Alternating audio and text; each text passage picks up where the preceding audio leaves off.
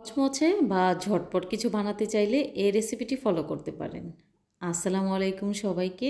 আজকে আপনাদেরকে আমি তৈরি করে দেখাবো পেঁয়াজ ডিমের চপ। আর এই চপটা দীর্ঘক্ষণ পর্যন্ত মুচমুচে থাকবে। নাস্তা বা ইফতারে আপনারা ঝটপট এই রেসিপিটি তৈরি করতে পারেন। এই রেসিপিটি তৈরি করার জন্য প্রথমে এখানে আমি নিয়েছি সিদ্ধ করা ডিম, আর ডিমগুলোর খোসাটা ছাড়িয়ে নিচ্ছি। আর ছাড়িয়ে নেওয়ার পর ডিমগুলো আমি পছন্দ মতো কেটে নেব। আপনারা যদি কাটলেট শেপে এটা তৈরি করতে চান সেই ক্ষেত্রে ডিমগুলো লম্বা করে কেটে নিতে পারেন। আমি চপের মতো করে চপটা তৈরি করব, তাই আমি গোল করে কেটে নিয়েছি। এখানে নিয়েছি 1 কাপ পরিমাণে পেঁয়াজ কুচি, নিয়েছি কাঁচামরিচ কুচি, 2 টেবিল চামচ পরিমাণে নিয়েছি বেসন, 2 টেবিল চামচ পরিমাণে নিয়েছি আতপ চালের গুঁড়া। আর এখানে আতপ চালের গুঁড়াটাই নিতে হবে মুচমুচে করার জন্য। দিয়েছি হলুদের গুঁড়া, মরিচের গুঁড়া, আর দিয়েছি এখানে ধনে গুঁড়া, সামান্য পরিমাণে গরম মশলা গুঁড়া, টালা জিরে গুঁড়াটা দিয়ে দিচ্ছি, স্বাদ মতো দিয়ে দিচ্ছি লবণ, দিয়ে শুকনো উপকরণগুলো একটু মিশিয়ে নিচ্ছি। আর মিশিয়ে নেওয়ার পর এখানে অল্প অল্প করে পানি দিতে হবে। এই মিশ্রণটা আঠালো একটি মিশ্রণ হবে, তাই একেবারে পানি দিতে যাবেন না, অল্প অল্প করে পানি দিয়ে তারপরে মিশিয়ে নিচ্ছিলাম। আর ভালো করে মিশিয়ে নেওয়ার পর এখানে আমি যখন ধনেপাতা অ্যাড করব, তখন আমার কর্তামশাই বলছিল যে ধনেপাতার পরিবর্তে এখানে পুদিনা পাতাটা দিলে বেশি ভালো লাগবে।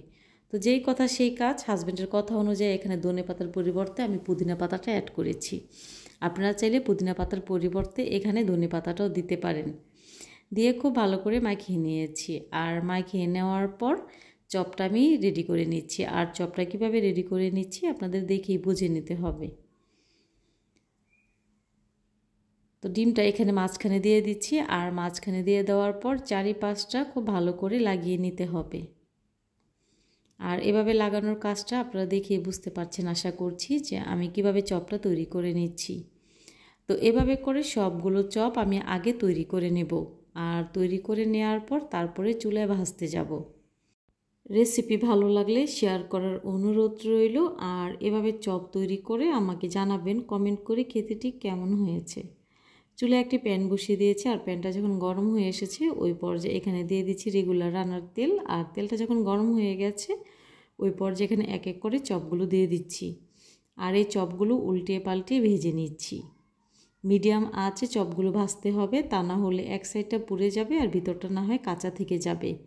তাই মিডিয়াম আঁচে সবগুলো চপই আমি ভেজে নিচ্ছি। আর কালারটা দেখে বুঝতে পারছেন যে মাশাআল্লাহ দেখতে ঠিক কতটা সুন্দর হয়েছে। আর এই চপগুলো দীর্ঘক্ষণ পর্যন্ত খুব মুচমুচে থাকে।